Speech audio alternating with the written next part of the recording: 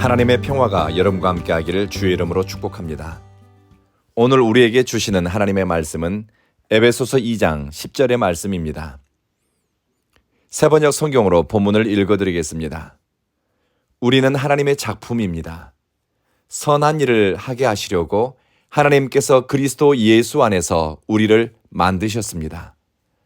하나님께서 이렇게 미리 준비하신 것은 우리가 선한 일을 하며 살아가게 하시려는 것입니다. 개역 개정 성경은 우리는 그가 만드신 바라고 번역했는데 이 구절을 세번역과 공동번역 성경 그리고 대부분의 영어 성경은 우리는 하나님의 작품이라고 번역했습니다.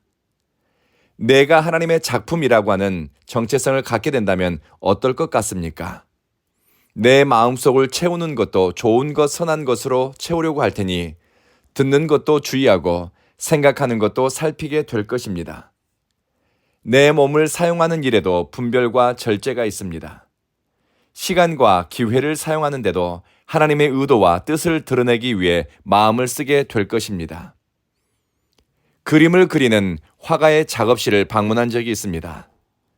선을 하나 그리는 것도 색깔을 칠하는 것도 의도가 있습니다. 작가가 표현하고 싶은 스토리를 작품에 담아 넣더군요.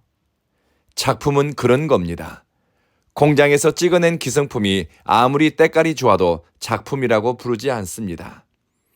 세상에 존재하는 피조물 가운데 하나님의 의도가 있고 그 의도를 이해하고 따라 살도록 지음받은 피조물은 사람입니다. 이 새벽 주님께 마음을 모으고 삶을 향하는 바로 여러분입니다. 바울은 에베소 교인들에게 들려주기를 여러분은 하나님의 작품입니다. 여러분이 선한 일을 하도록 그리스도 안에서 여러분을 빚으셨습니다.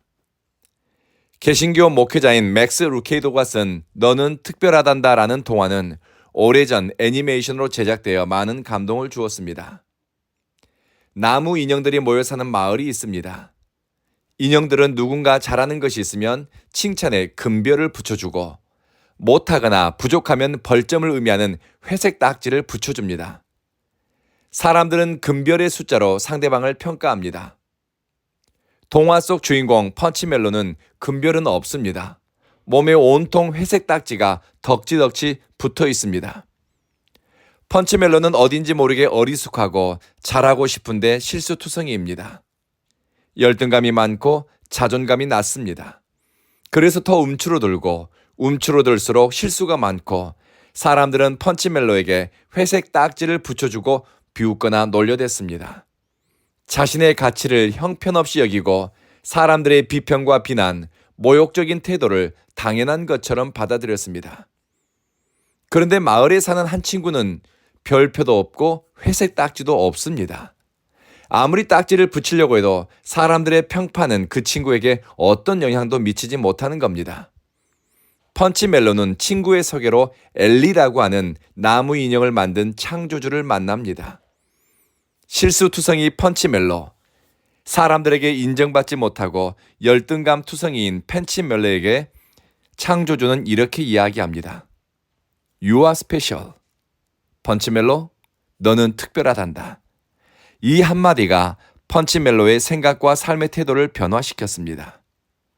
사람들의 평가나 시선에 따라 존재의 가치가 변하는 것이 아니라 금별이 많든 적든 회색 딱지가 몇 개가 되는지와 상관없이 창조주의 뜻이 있으니 특별하고 지으신 분의 마음이 향하고 여전히 사랑받고 있으니 특별하다는 것입니다.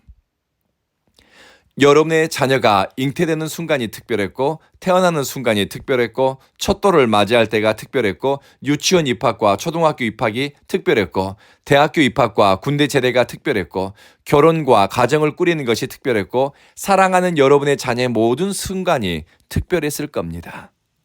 하나님 아버지께 여러분은 특별한 존재이고 여러분의 지난 시간과 현재, 앞으로의 시간들 모두 특별한 순간들입니다. 왜냐하면 여러분은 하나님의 의도가 담긴 하나님의 작품이기 때문입니다. 여러분은 그리스도 안에서 지은 바 되었고 여러분의 존재는 창조 때부터 의도된 하나님의 뜻과 의도가 있습니다. 그것은 여러분이 선한 일을 행하며 사는 것입니다. 이 내용은 내일 새벽에 다루도록 하겠습니다. 오늘 기억하실 것은 성경은 우리를 향해 너는 특별하단다 말씀하십니다. 여러분은 하나님의 의도가 담긴 하나님의 작품이기 때문입니다. 사망의 음침한 골짜기를 지날 때도, 인생의 깊은 터널을 지난 것 같은 순간에도, 박수와 환호를 받는 자리에서도, 또는 남들이 부러워하는 것을 성취하는 순간에도, 그리스도 안에서 지음받은 성도는 하나님께 특별한 존재입니다.